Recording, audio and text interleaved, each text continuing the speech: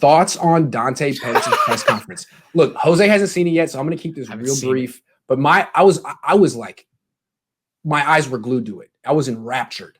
I've never heard a stranger press conference in my life. If you missed it, I'll describe it real quick. People are like, hey, Dante, you look like you were playing a lot better this year. Like, what's different about this year than last year for you? Like, what did you do differently coming in? He goes, yeah, that's a good question.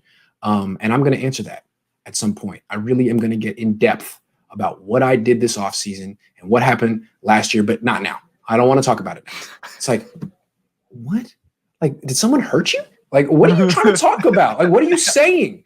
It was like, I'm just not ready to talk about that now. It's like, okay, like, why would you even allude to it? So that was strange. I've never really heard someone say, like, I have something really I need to get off my chest, but I'm not emotionally ready to do it. Like, okay, well, you let us know.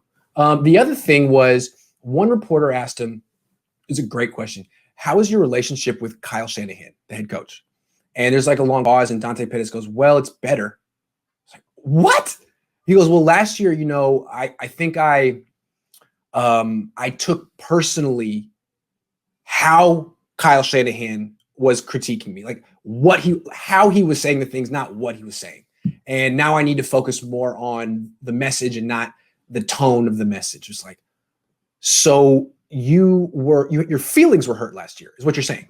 It's like, look, I understand, man. I can't take criticism either, but I'm not in the NFL. You are. And the guy couldn't even take criticism from me. When he dropped that ball against the Browns and I tweeted that he was a flat out bust, like, he wanted to talk about it the next day in the locker room.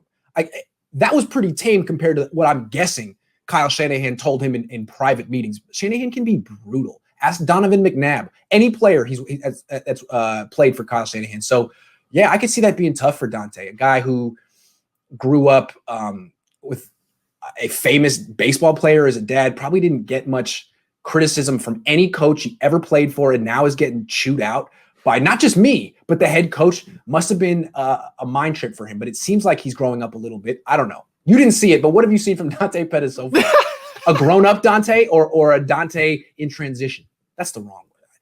I don't know. Well, in camp, it looks like it's grown adult man Dante in the practices, because now he's not afraid to go across the middle. And it's just, the fact that Kyle Shanahan's already touting him all of a sudden again and actually saying, look, he has that aggressiveness, that dog in him now. And it's like, well, at least we know none of us were tripping last year when it's like, why is this guy so soft? Why does he look so down? Or like, why does he look so like in his own head? Because he was. Look, that's the same the reason why I think Akelo's being bad. I think he's in his own head and his confidence just shot. But Dante actually was able to rise from those ashes and he's balling out.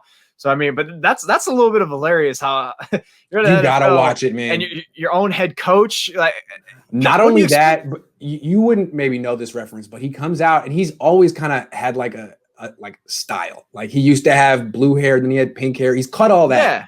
So the hair's gone and he has a mustache and he's trying to look as like non-flamboyant as possible. Cause he was like super, that's the wrong word, but flamboyant in like a cool way. He had a ton of swag, but like, you can't really have swag when you're the sixth dude on the wide receiver depth chart. He wanted to really like stand out. You got to out. dial it back and be, So anyway, he just cut his hair, has a mustache. And to me, he looks just like El DeBarge, who used to sing that, ooh, when I like it. So funny, man. He's tried so hard to look like normal, but he can't help but looking like an R&B singer from 1983. So I'm pulling for you, Dante. I love your look, and I love your story.